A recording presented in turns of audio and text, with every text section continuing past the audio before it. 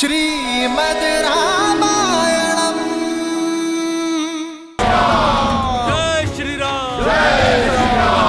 भैया, प्रतीत होता है हम विजयी हुए। हनुमान जी ने इंद्रजीत को धराशायी कर दिया और आपने दशानन को हार कर लौटने पर विवश कर दिया। हमारी वानर सेना भी राक्षस सेना पर भारी पड़ी। भय के लिए भयंकर हैं। हम सब आपके रुद्र हैं। और शंकर हैं। जय श्री राम। मेघों को देखकर वर्षा की आस लगाना उचित है लक्ष्मण, किंतु वर्षा से पहले अच्छी फसल का उत्सव मनाना मूर्खता है। रावण कोई सरल योद्धा नहीं, सामर्थ्य है उसमें और शौर्य भी, और अब पहली पराजय का दंश भी सहा है उसने। घायल सिंह है वो, लौटकर अवश्य आएगा। उसका मौन किसी बड़ी योजना का मनन है। किंतु भैया, अभी तो हार कर लौटा है वो, और उसकी सेना भी तो दिन भर की थकी हुई होगी। राक्षस है वो लक्ष्मण, उनके आक्रमण में अधिक समय शेष नहीं। मैं आपसे सहमत हूं श्री राम। अंधकार बढ़ रहा है और अंधकार में राक्षस दुर्जय हो जाते हैं। तो अब क्या करें भैया, आदेश दीजिए। विभीषण कहाँ है?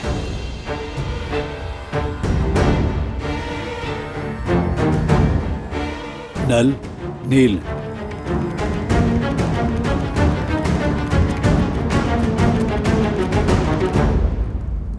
प्रभु, मैं आपकी सोच समझ रहा हूं, किंतु आज जो हमारी सेना ने शौर्य दिखाया, उसका समाचार जब माता सीता तक पहुंचेगा, तब उनके मन में बुझा आस का दीप प्रभु फिर से प्रज्वलित हो जाएगा।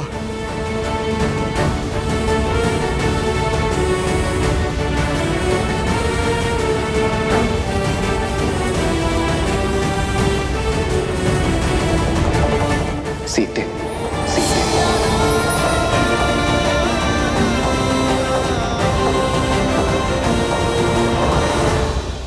कहाँ है वो सीता? इस विपदा की जड़?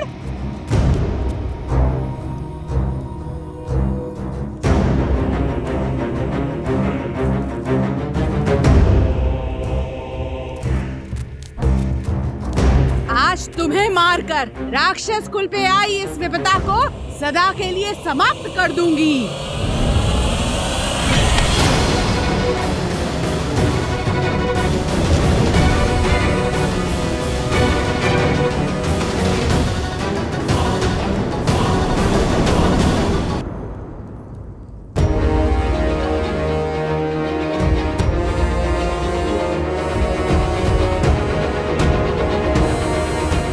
सीता को नहीं मारोगी, बल्कि तुम स्वयं आत्महत्या करोगी। भूल गई लंकेश का आदेश? महाराज का सम्मान उनके आदेश से बड़ा नहीं। आज पहली बार महाराज युद्ध में अपना सम्मान खोकर आए हैं, वो भी इस सीता के कारण। महाराज का मान और सम्मान धराशायी हुआ है। महाराज के अजय रथ को इसके पति उस वनवासी ने चूर चूर कर डाला। मेरी मानो, समाप्त कर डालो इसे, मत बचाओ इसे।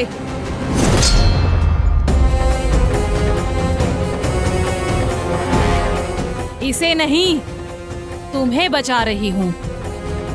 अगर इसे कुछ हुआ तो लंकेश तुम्हारी हत्या कर देंगे। समझ नहीं आता तुम्हें? क्षमा कर दीजिए, क्रोध में अपना कर्तव्य भूल गई। मन में क्रोध को नहीं, प्रेम को स्थान दो, क्योंकि जब मेरे श्री राम लंका पर विजय पताका लहराएंगे, तब तुम्हारी आंखों में केवल क्षमा की आस होगी। समय रहते पश्चाताप कर लो, डर जाओगे। मूर्ख हो या फिर भोली, ऐसा कभी नहीं होगा। संसार में अगर भय है तो सिर्फ लंकेश का, वर्चस्व है तो सिर्फ इंद्रजीत और कुंभकर्ण जैसे वीरों का। तुम चाहे जितना टालने का प्रयास करो, श्री राम का अंत निकट है। टाल तो तुम रही हो विधि के विधान को, धर्म और न्याय की पुकार को, क्योंकि इस युद्ध में अंतिम विजय धर्म की ही होगी, मेरे श्री राम की ही होगी। और उन्हें ना तुम्हारा अंधविश्वास रोक पाएगा और ना ही तुम्हारे लंकेश का अहंकार।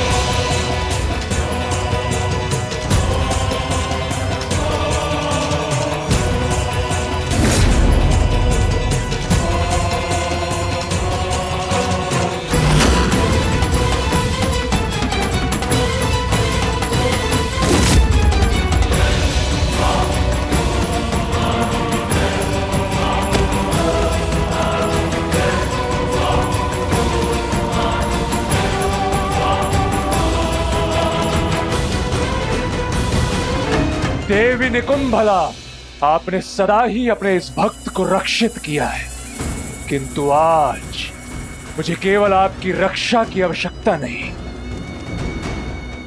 मुझे आपसे वो बल चाहिए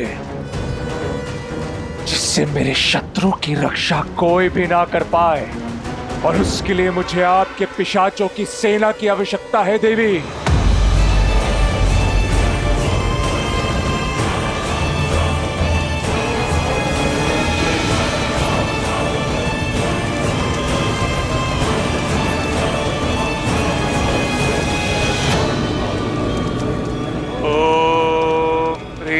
निकुंभले शत्रुस्तभ्य पाद्य बाद्य फट। ओम ह्रीं निकुंभले सर्वशत्रुस्तंभ्य बाद्य बाद्य फट।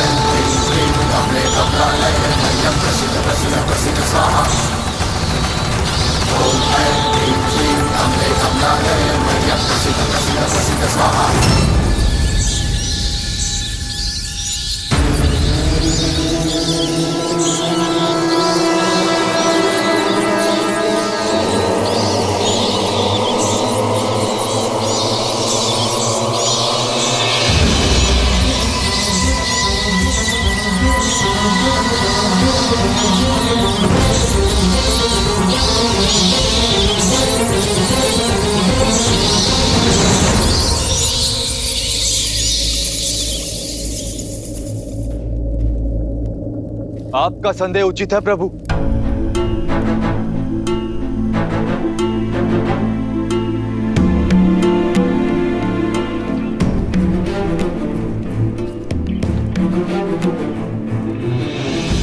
दशानन ना अपमान फूलते और ना ही प्रतिशोध, और आज उनके पास दोनों ही कारण हैं। आपसे हार कर लौटे और इंद्रजीत घायल है। ऐसे में ये मौन कि मौन आने वाले बवंडर का संकेत।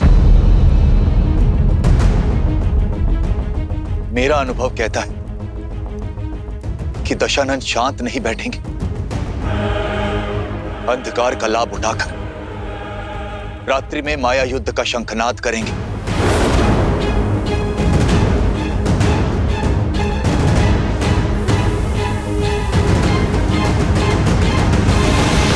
हमें शत्रु की माया का उत्तर देने के लिए सज्ज रहना होगा।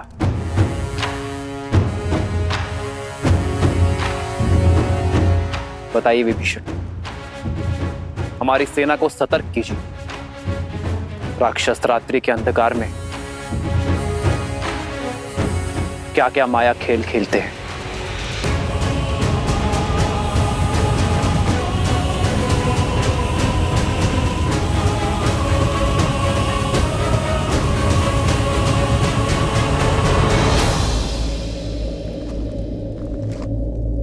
माया युद्ध एक ऐसी कला जो आप सबकी सोच से भी अधिक भयावह है। अब तक आपने युद्ध भूमि में जो भी देखा वो केवल एक प्रस्तावना थी। माया का महाग्रंथ बहुत बड़ा है। माया के प्रयोग से राक्षस अपनी इच्छा से कोई भी रूप धारण कर सकते, प्रकृति को प्रकोप में बदल सकते। चक्रवात, आंधी, मेघ, वर्षा, किसी को भी अपना अस्त्र बना सकते। माया केवल एक शक्ति नहीं, माया एक रणनीति भी है, जिसका उद्देश्य युद्ध से पहले ही अपने शत्रु की आस और साहस को तोड़ना। आप जिस पर प्रहार करेंगे वो शत्रु आपके समक्ष होगा ही नहीं, होगी तो केवल माया। वो ऐसे मंत्रों का जाप करेंगे जिनसे भय, भ्रम और उन्माद जन्म लेते। भूतों और पिशाचों का सहयोग मिलता है उन्हें। इसलिए माया युद्ध को कम आंकने की भूल ना करें। दशानन हर युद्ध केवल बल से नहीं जीते, माया का बहुत बड़ा सहयोग लिया है उन्होंने। आपका परम मित्र माया के वश में आकर आप पर प्रहार कर सकता है।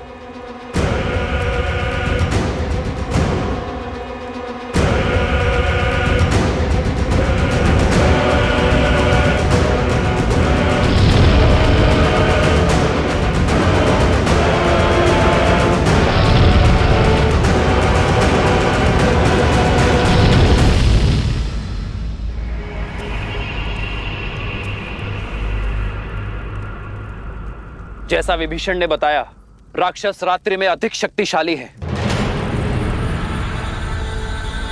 इसलिए हम उन पर रात्रि में प्रहार करने से बचेंगे। किंतु यदि शत्रु ने प्रहार किया तो हम अपने संपूर्ण बल के साथ शत्रु के प्रहार का उत्तर देंगे। आक्रोश, जोश, क्रोध का ये क्षण है अति विरोध। हनुमान, जामवंशी, सुग्रीव, केसरी जी, नल, नील और अंगद बाकी सेनापतियों के साथ हमारे सुदूर फैले शिविर के भिन्न भिन्न क्षेत्रों में सज रहेंगे।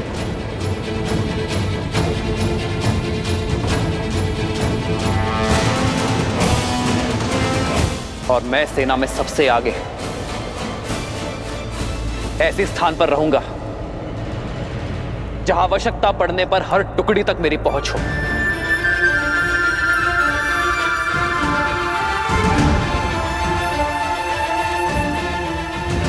यह धर्म युद्ध है, इसलिए कठिन होना सहज है, पर अंततः विजय हमारी होगी।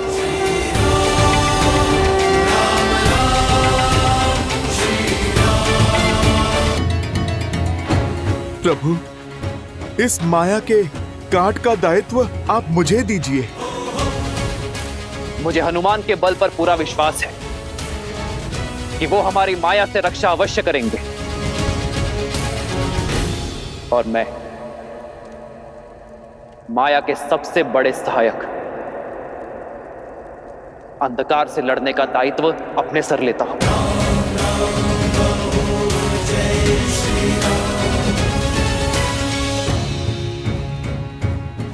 हम अंधकार का नाश प्रकाश से करेंगे,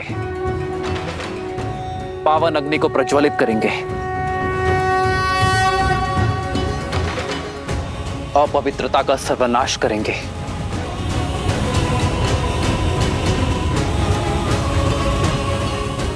लक्ष्मण।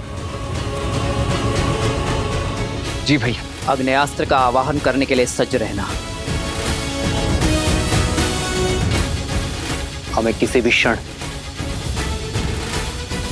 आकाश से अंधकार का आवरण हटाने की आवश्यकता पड़ सकती है। और हां, माया के किसी भी संकेत को अनदेखा मत करना। जो आज्ञा भैया।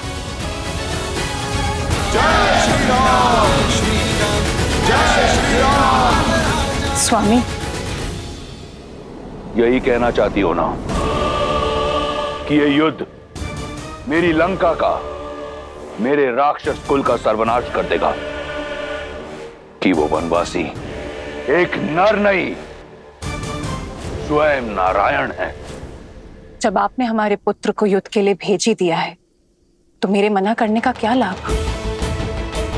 उचित है, मेरे पति का युद्ध भूमि में अपमान हुआ है और ये मुझे भी कदापि स्वीकार नहीं।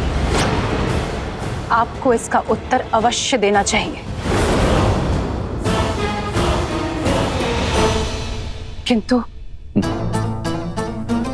किंतु तुम्हारे इस किंतु ने मेरे आश्चर्य का अंत कर दिया। मैं यही सोच रहा था कि आज तुम मेरा समर्थन कैसे कर रही हो। महादेव की कृपा है कि मेरे पुत्रों की सोच तुम पर नहीं गई। शीघ्र ही मेरा मेघनाद उस वनवासी के प्राणहर राक्षस कुल के अपमान का प्रतिशोध लेगा। अपने पुत्र के शौर्य और सामर्थ्य पर मुझे भी विश्वास है लंकेश।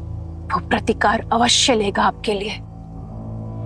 मैं केवल इतना कहना चाहती हूँ कि इस प्रतिकार के बाद इस अध्याय का अंत कर दीजिए। अपना सम्मान पाने के पश्चात सीता को सम्मान सहित लौटा दीजिए लंकेश, ताकि भविष्य में आपका सम्मान बना रहे। आज भी मेरे विरुद्ध हो तुम? तो सदा आपके साथ ही खड़ी हूं लंकेश, इसलिए तो आपसे विनती कर रही हूं कि सदा आपके साथ खड़े रहने का सौभाग्य मुझे मिल सके, कि कभी कभी आपके बिना मुझे अकेले खड़ा ना रहना पड़े। एक बार पुनः विचार कीजिए, जैसा मैं कह रही हूं वैसा कीजिए, सब सकुशल हो जाएगा। आपका मान भी बना रहेगा और युद्ध भी शेष होगा। सीता की स्वतंत्रता में राक्षस कुल का हित है लंकेश। बस, अब मैं और कुछ नहीं सुनना चाहता। शीघ्र ही मेरे मेघनाद का यज्ञ संपन्न होगा और शीघ्र अतिशीघ्र उस वनवासी के अंत का आरंभ।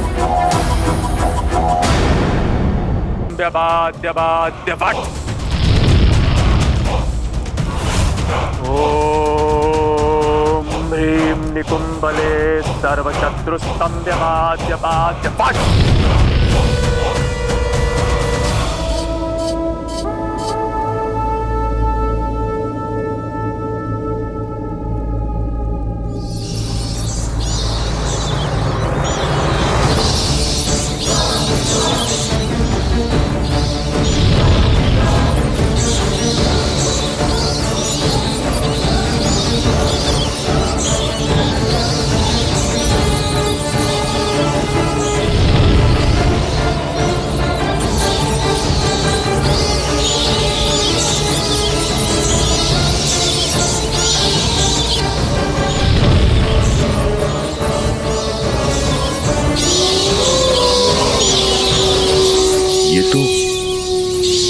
चित्कारों की रुझान की आवाज है।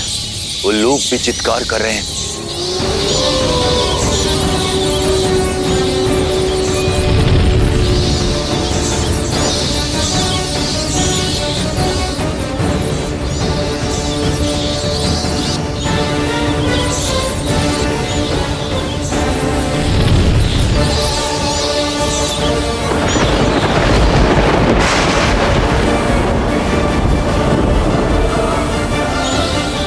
गिद्धों का आसपास मंडराना, इतने सारे अपशकुनों का एक साथ होना, ये कोई संकेत है।